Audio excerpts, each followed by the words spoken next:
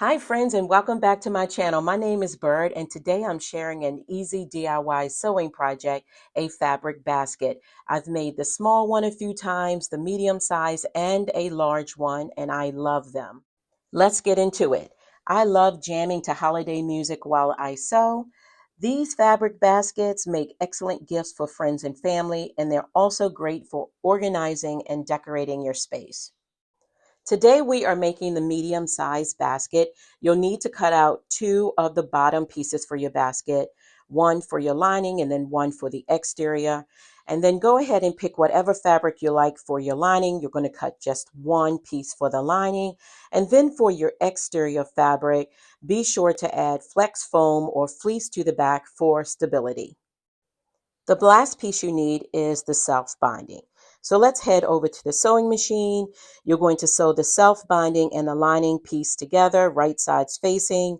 Once you've done this, go ahead and give it a good press. Next, go ahead and grab the exterior piece that we placed the flex foam on or your fleece, and you're going to place that right sides facing onto your lining piece, and you're going to sew along the long end. Go ahead and grab some clips and pins to hold everything together. Be mindful that you will be sewing through several layers of fabric. I really love the way my Quilt Ambition handled this project, and frankly all of my projects. Once you've sewn completely down the long end, of course, you want to take it to the ironing board and give it a good press. And then you want to fold it in half, bringing the short ends together, making sure that the lining pieces are touching and the exterior fabric pieces are touching as well. Add as many clips and pins as you need. Take it to your sewing machine and sew it down. Make sure that you leave approximately 2 inches open along the lining piece. Here's where we attach the bottom of the basket. First, mark the halfway and quarter points on both the bottom piece and the basket body. You can do this by folding the fabric in half, then folding it again and marking the ends. These markings are key for lining everything up perfectly. Take your time. No arithmetic, no mathematics, none of that is needed to do this. Just fold it, mark it, fold it again, and mark it. And be sure to do that on both pieces. Using your clips or pins, we're now going to clip the bottom piece to the basket, aligning it with your marks. Take your time, make sure that you do this on each of those quarter points. Once you've done that, we will sew all the way around the bottom of the bag. Take your time here, clip and unclip until you feel comfortable with the way that things are lining up. Once you've done that, go ahead and take it to your sewing machine, and we're going to sew all the way around the perimeter of the bag, and it will look like this at this particular point. Here's where I like to flip it out and just give it a little look. Make sure that I'm really happy with the way that the base of the bag looks. Looking really good. I really love the different patterns and colors and the way that they have come together. And then once you've done that, you want to go ahead and flip the bag once again inside out. Grab the final remaining base piece. And just like we did on the other side, you want to make sure that you add those markings, quarter markings all the way around.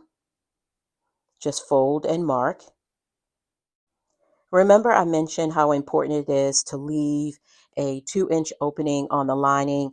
Double check to make sure that you indeed have left that opening. That's going to be really important to be able to pull the bag right side out. Grab your clips and pins, and as we did on the other side, you are going to clip the base of the bag to the lining piece, matching up the notches at each quarter mark. The holidays are a perfect time to get creative with sewing. There's just something special about making handmade gifts for the people you love. Once you finish clipping or pinning all the way around the base, you will take it over to your sewing machine. For this part, I like to use my awl. This is a small pointed tool, and it's used in sewing and crafting to help manipulate fabric, leather, and other materials. It also helps when you're trying to guide fabric under your presser foot, You can even use it to create holes or to mark particular points. I love having versatile tools in my sewing space. Some of the smallest tools can make the biggest difference in keeping your projects neat and, honestly, I would say frustration free. If you're new to me, please hit the subscribe button. And if you have been rocking with me, I appreciate you guys so much and appreciate all of your support. This is such an amazing sewing community. Continue sewing on the base. Remember the 2-inch opening we left earlier? This is where we turn the basket right side out. Be patient as you pull material through this little opening. It is really a snug fit. If you accidentally sew the opening closed, just use a seam ripper to fix it before turning the basket. All right, we almost have it. Continue with turning the bag right side out. Take a good look. Let's see how it all looks. I love the way that the base looks on the outside and the lining base as well. Push the lining back into the bag. Just take a little look around. This is looking really, really good. I remember to add my fabric tag. Oftentimes I forget that. Now it's time to close the opening in the lining. Pull the lining out, and that 2-inch opening that we left, you want to go ahead and clip or pin it closed. Take it over to your sewing machine, and we're just going to simply sew that lining closed. Finally, as we finish up, add a top stitch around the top edge of the basket. This step not only secures the lining, but also gives the basket a polished, finished, professional look. It's the final detail that ties everything together and makes your basket stand out. I started sewing just about 4 years ago during the pandemic, and I can tell you that this is truly my passion. I am obsessed with it. Sewing gives me the freedom to create items that are truly one of a kind. It has been such a fun and creative journey. Don't forget to grab your free pattern from the Made for Mermaids site. They actually have a number of free patterns available on their site, especially during the month of December. So be sure to check them out. This is looking really, really good. I am so in love with these cute little baskets.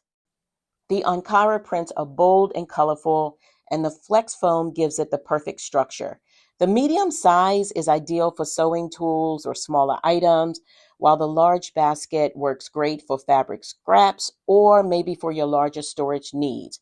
If you enjoyed this project and want to see more DIY sewing tutorials, please give this video a thumbs up and subscribe to my channel. Don't forget to hit the notification bell so you'll know when I post new videos. Thanks for watching and happy sewing.